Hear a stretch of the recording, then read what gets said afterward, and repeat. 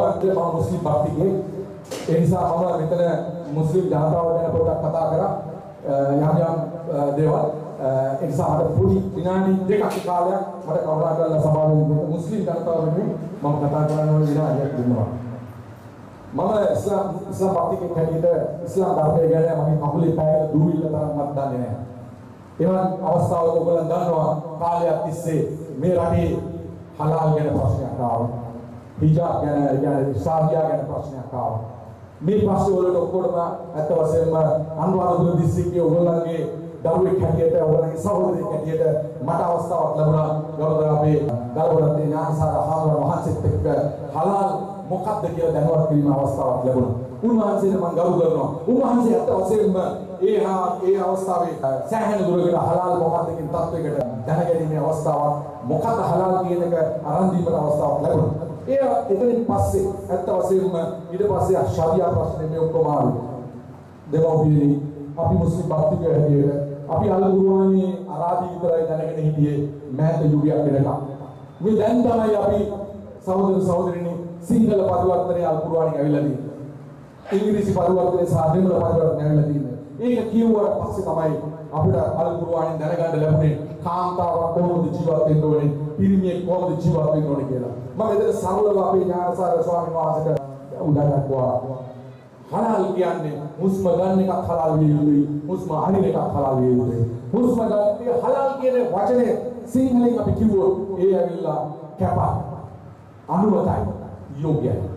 මේ කැප කියන එක කුර්ආනයේ ලොවට පහළ කරනකොට අල්ලාහ් තාලා විසින් මේ හරාම් හලාල් කියන එක ඇවිල්ලා නැත්නම් අප හලාල් කියන එකට අපි එතන අරාබි භාෂාවෙන් නතුව කැපයි කියලා දාලා තිබුණා නම් පොඩි ප්‍රශ්නයක් ඇවිල්ලා නැහැ. මෙතන තියෙන්නේ අර අපේ අනුමතයි යෝග්‍යයි කැප.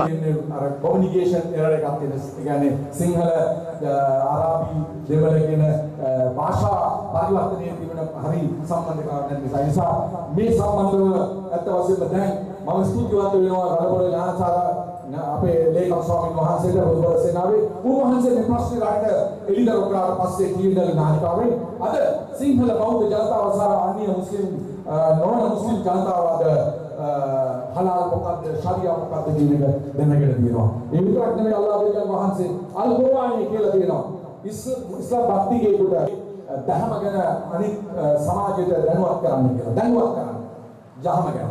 ඒක දැනුවත් කරගන්න ඉන්නවා. එහෙම නැත්නම් ඔබ දැනුවත් කරේ නැත්නම් ඉස්ලාම් මොකක්ද කියලා මම අන්‍ය ආගම් අය විසින් ඉස්ලාම් ධර්මයේ මොකක්ද කියන එක දැනුවත් කරනවා කියලා. දැන් ඒක හොඳම ප්‍රවේශය තමයි ඇවිල්ලා තිබුණේ අපේ ගලවල අපේ ඥානසාර ස්වාමීන් වහන්සේ මාලිගාව ඉස්සරහට ගිහිල්ලා අපේ ගෞතම ස්වාමීන් වහන්සේලා 509කට ඉස්ලාම් ධර්මය ගැන ඉගෙන ගන්න කියලා අල් කුර්ආනයේ සිංහල පරිවර්තන ග්‍රන්ථය පිළිනලා කිව්වා.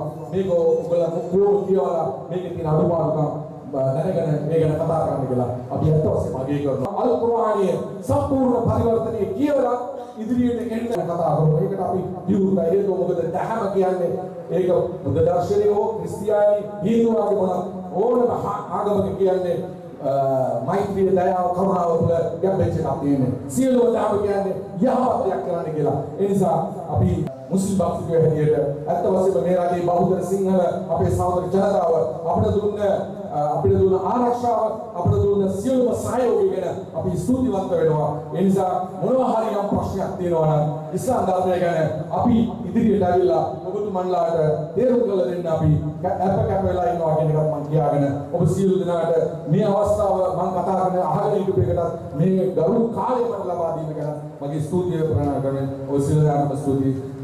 අල්හම්දුලිල්ලාහි රබ්බිල් ආලමීන්. බොහොමත්ම ස්තුතිවන්ත වෙනවා මොහොමඩ් මිස්ටර් මහත්මයාට.